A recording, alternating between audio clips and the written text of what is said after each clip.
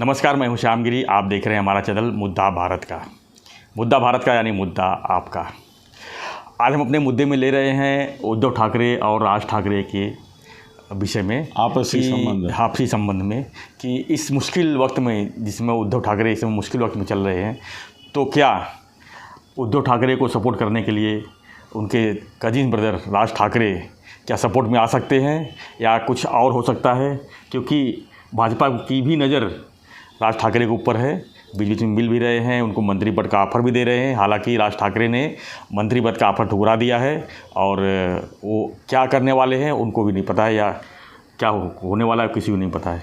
तो इसी विषय पर हम चर्चा करेंगे। हमारे साथ में है गगन बेदी की संपादक और वरिष्ठ पत्रकार, राजनीतिक विश्लेषक, हमारे मित्र, विशेषण छोड़ दिए आपके हमारे सहकारी परिवार मित्र अनिल थत्ते जी, जो मुद्दा भारत में काफ़ी चर्चित हैं और लोग अच्छे से उनको वाच कर रहे हैं, रिस्पांस दे रहे हैं और उनकी हर बातों को गौर कर रहे हैं। तो थत्ते जी, आपका स्वागत है हमारे चैनल में। हम इस विषय पर बात करेंगे कि क्या उद्धव ठाकरे को सपोर्ट करने के लिए राज ठाकरे फिर से एक बार या आ सकते हैं फिर से? सर, कैसा है देखिए, जिस माहौल में या जिस परिस्थिति में राज ठाकरे उद्धव जी से दूर हो चुके हैं, उस समय मैं उसका कुछ हद तक साक्षी हूँ, क्योंकि करीबन 5 या 7 साल तक मैं रोज़ सामना में जाता था और वहाँ जाने के बाद कम से कम आधा घंटा 1 घंटा मैं राज जी के साथ बैठता था, बातें होती थी जी। हमारा ऐसा मतलब एज तो डिफरेंस बहुत था, मगर एक दोस्ती हो चुकी थी। और हम दोनों, असल में उनके पिताजी जो श्रीकांत ठाकरे, जो बहुत बड़े म्यूजिशियन थे, बहुत बड़े संगीतकार थे, व्यंग्य चित्रकार भी थे, तो वो मेरे असल में समान एज के थे और उनकी मेरी भी अच्छी जमती थी। मगर राज से मेरा प्यार हो गया, बहुत प्यार किया मैंने उससे, आज भी करता हूँ। और उद्धव के बारे में ऐसा हुआ कि संभव बाला साहब के यहाँ मैं जाता था, 7, साढ़े 7, 8 साल तक जाता था, वहाँ पे वो मिलता था। बाद में वो एक चौरंग करके एक एडवर्टाइजिंग एजेंसी चलाते थे, तो उसमें हम लोग दोनों बैठ के कुछ आइडियाज़ वगैरह डिस्कस करते थे, तो वहाँ भी हमारी दोस्ती हुई थी। तो उस समय मुझे आज भी याद है कि उद्धव को मालूम था कि राज से मेरी बहुत जमती है जी, और राज को मालूम था कि उद्धव जी से मेरी बनती है। तो दोनों के आपस में जो तनाव थे, उस समय भी थे, तो उसमें दोनों सूचित मुझे करते थे कि आप उससे संभाल के रहिए। ये उद्धव भी बोलता था की राजपासून सांभाळून राहा, तो मुडी आहे, लहरी आहे, तो तुम्हाला आज जवळ करेल, उद्या ढकलून देईल। और उद्धव के बारे में राज, उस समय राज ही था, अभी राज साहब हो गए, तो वो मुझे हमेशा बोलते थे कि उद्धव स्वार्थी है, वो कभी दूसरे की सोचेगा नहीं, सिर्फ अपना सोचेगा, खुद का सोचेगा, वो खुदगर्ज है। और वो बोले कि आपके जैसा आदमी जो है, जो दिल खुलास है, उसकी नहीं जमेगी। ठीक है, आप मिलते हैं, मिलो, चलने दो आपका जो चल रहा है, मगर मेरे को लगता है कि आपकी मेरी जोड़ी अच्छी जमेगी। जोड़ी मतलब कोई पॉलिटिकल नहीं, एक दोस्त के नाते। तो उस समय भी मैं बार बार देखता था कि दोनों के मन में एक दूसरे पे प्रति, मैं ज़रा ज़्यादा शब्द यूज़ कर रहा हूँ ऐसा आपको अभी लगेगा, मगर मैंने देखा है, अपनी आंखों से, कानों से सुना है कि दोनों के मन में एक दूसरे के प्रति अविश्वास था, जबकि कोई भी दूर दूर तक ऐसा अंदेशा नहीं था कि राज ठाकरे बाहर निकलेंगे। उल्टा ऐसा होता था कि बाला साहब के पास जब मैं भी बैठता था, तो उनको हमेशा, दोनों को मैं मिलता हूँ, मालूम था उनको, तो उनको मैं बोलता था कि मेरा ये ख्वाब है कि उद्धव जी पक्ष प्रमुख बने, शिवसेना प्रमुख बने। उस समय पक्ष प्रमुख आज्ञा ये नहीं थी, बाला साहब को मैं बोलता था कि उद्धव को बनना चाहिए आपकी जगह, जब भी होगा तब। और मुख्यमंत्री के लिए राज से बेहतर आदमी नहीं होगा। ये अंतुले बिंतुले सब जो है वो कहीं के नहीं, कितना महाराष्ट्र का पूरा ये करेगा। तो उस समय वो बोलते कि अजून वेळ है। अच्छा, बाला साहब ने कभी मुझे कमिट नहीं किया कि हाँ तुम बोलते हो सच है, ऐसा भी नहीं बोले। बोले अजून वेळ है, अजून वेळ है, ऐसा चलता था। मगर मैं राज के दिमाग में ये हमेशा डालता था कि तुम मुख्यमंत्री होने के लिए ही पैदा हुए हो। महाराष्ट्र में आज नहीं तो कल एक दिन ऐसा आएगा कि जब लोग सोचेंगे कि हमको कैसा मुख्यमंत्री चाहिए, तो राज जैसा चाहिए। Straight forward. सर बहुत सारे गुण हैं, वो उसके बारे में स्ट्रेट फॉरवर्ड सर दोष होता है, गुण नहीं होता है। स्ट्रेट फॉरवर्ड आदमी अगर होता है कोई, तो लोगों को पसंद नहीं आता है, नहीं पसंद आता है सर। स्ट्रेट फॉरवर्ड नहीं होता है, वो डिलीवरिंग द रिजल्ट्स लोगों को चाहिए, वो होता है। तो ऐसा हो गया कि मुझे मालूम है कि बाहर जब राज ठाकरे निकले तो उन्होंने ये बात की कि भाई विट्ठल के इर्द गिर्द जो बड़वे पुजारी, उनसे मैं तंग आ चुका हूँ, मेरी शिकायत विट्ठल से नहीं है। और कुछ दिनों तक, जब तक बाला साहब ने खुद नहीं बोला कि मेरे फ़ोटो और मेरे नाम का उपयोग नहीं करें, क्योंकि वो उद्धव के दबाव में वो ऐसा बोले, तब तक जैसे अभी एकनाथ शिंदे बाला साहब का फ़ोटो यूज़ करते हैं, अभी बाला साहब तो खुद बोलेंगे नहीं क्योंकि है नहीं वो, मगर अगर अभी बाला साहब होते हैं तो उद्धव उनके ऊपर दबाव डालता था कि आप बोलो कि मेरे फ़ोटो का मेरा नाम और फ़ोटो मत यूज़ करो। हो सकता था, ये हो सकता था। तो मगर एकनाथ शिंदे के लिए क्या है, उनके बाद दिगे साहब का नाम है, दिगे साहब का फ़ोटो है। दिगे साहब का तो कोई प्रतिनिधि है नहीं कि जो बोलेगा कुछ, और दिगे साहब उनसे जुड़े रहते थे इस हालत में भी। तो ऐसा है देखो कि एक भी परसेंट शक्यता ऐसी नहीं है कि राज ठाकरे उद्धव के मदद के लिए जाएंगे। वो तो ये सोचेंगे कि अपने कर्मों का फल उद्धव भुगत रहा है, अपने कर्मों का फल भुगत रहा है। मेरे को जो मानसिक पीड़ा इसने दी है, मेरे को जो राजनीतिक, जिसको हम बोलते टॉर्चर, आइसोलेशन, बदनामी और कारस्थान मेरे खिलाफ खिलाए हैं, वो सभी अब नियति का न्याय, डेस्टिनी जस्टिस हो रहा है। उसकी लाठी पड़ती है तो आवाज़ भी नहीं होता, यहाँ आवाज़ भी हो रहा है, आवाज़ भी हो रहा है। तो वो अच्छा है, भुगतो। अभी मैं तो यहाँ तक बोलूँगा कि बीजेपी के साथ अभी अच्छे रिश्ते हैं, अच्छे रिश्ते हैं राज साहब के। तो हो सकता है कि बीजेपी को भी ठाकरे के खिलाफ एक ठाकरे चाहिए। देखो को हटता है, स्मिता ठाकरे कुछ नहीं है, निग्लिजिबल है, जीरो, उसकी कोई औकात नहीं, उसकी कोई राजनीतिक पहचान नहीं, उसकी कोई राजनीतिक हैसियत नहीं। फिर भी कांग्रेस ने उनको लिया था, आपको याद है? स्मिता ठाकरे कांग्रेस में थी कुछ दिन के लिए, बाद में वो ना कांग्रेस में रही ना किधर, उसको वो इंटरेस्ट था ही नहीं, वो फिल्म में इंटरेस्टेड थी, वो वहाँ चली गई।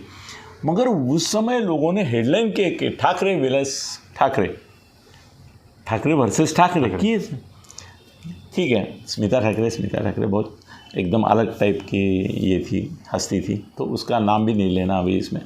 मगर राज ठाकरे के बारे में ऐसा हमेशा रहा कि Raj Thackeray will overtake, one day he will overtake Uddhav Thackeray, ऐसा लोगों को लगता था। अब ऐसा हो गया कि शिवसेना टूटी नहीं, क्योंकि बाला साहब थे जी। अगर बाला साहब नहीं होते और ये हालात होते ना, तो आज एकनाथ शिंदे का जो सक्सेस है उससे शायद बड़ा सक्सेस राज को उस समय मिलता था। अभी नहीं मिलेगा, क्योंकि शिवसेना आमदार सबसे वो दूर हो गया जी।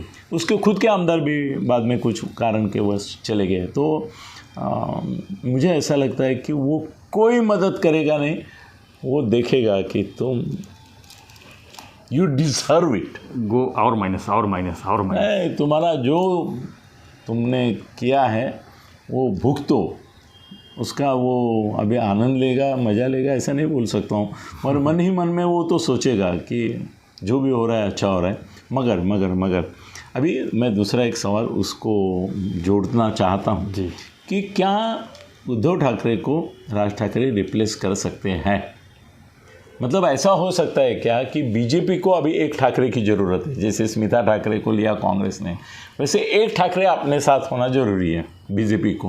वो तो राज के सिवा दूसरा कोई हो नहीं सकते।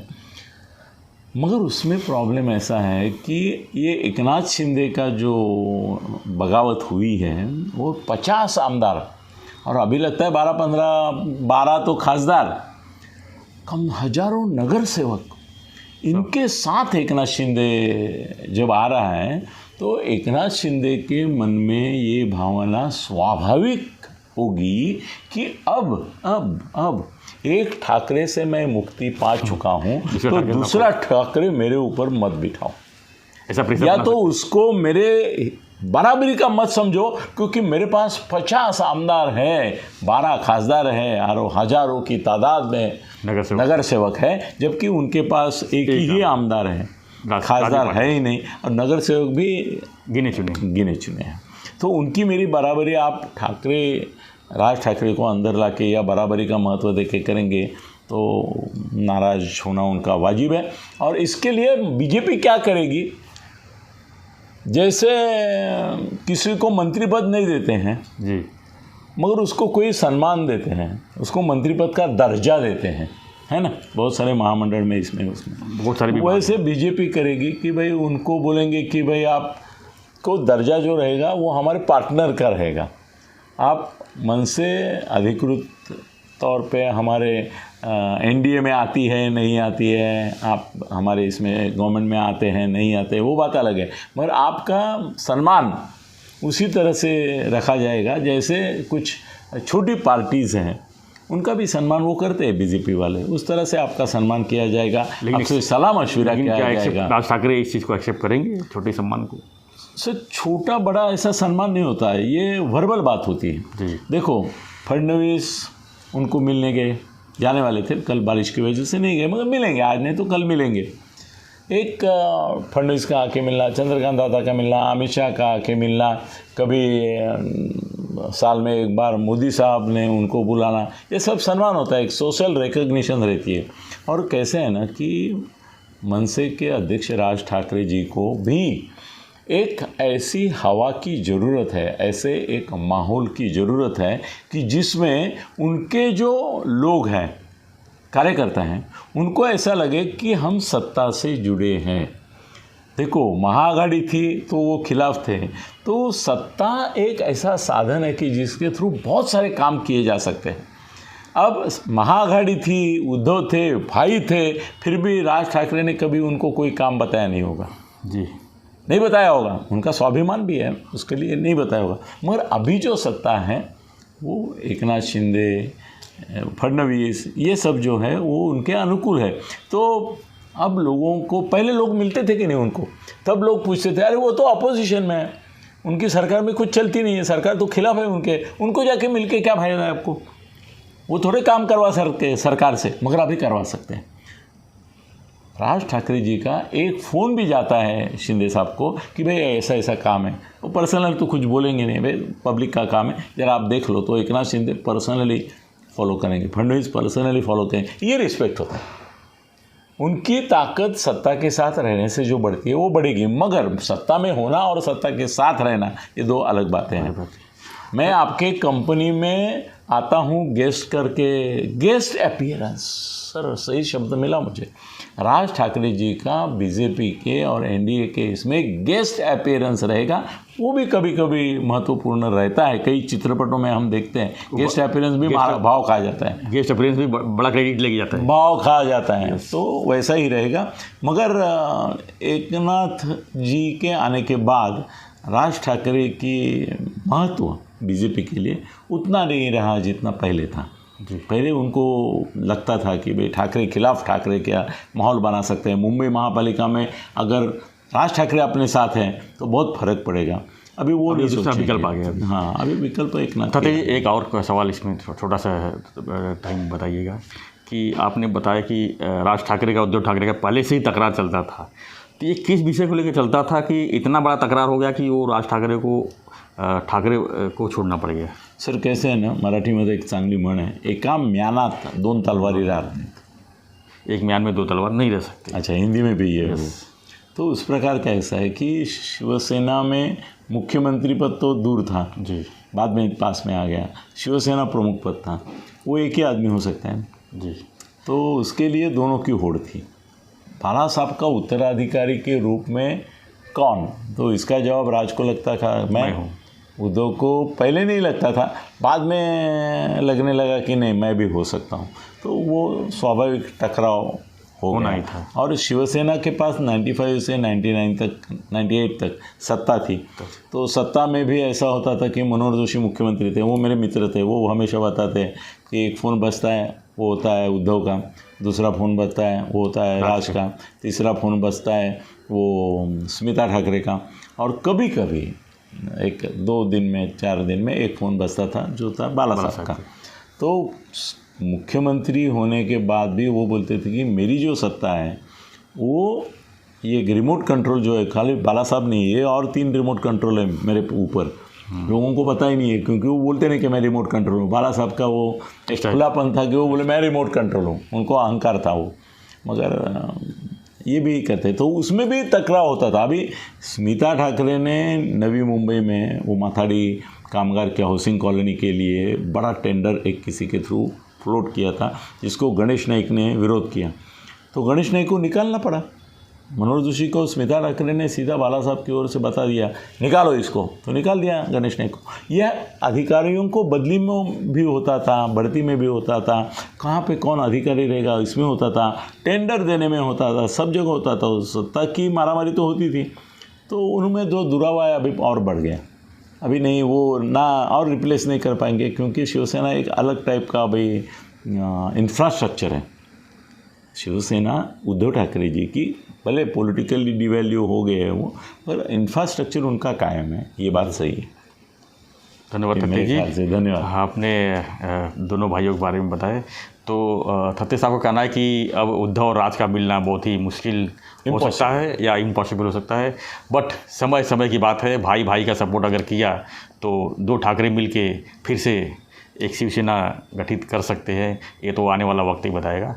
फिलहाल आपको हमारा वीडियो कैसा लगा मेरे कमेंट बॉक्स में ज़रूर लिखिएगा, और पसंद आएगा तो लाइक शेयर और सब्सक्राइब करना ना भूलें। धन्यवाद।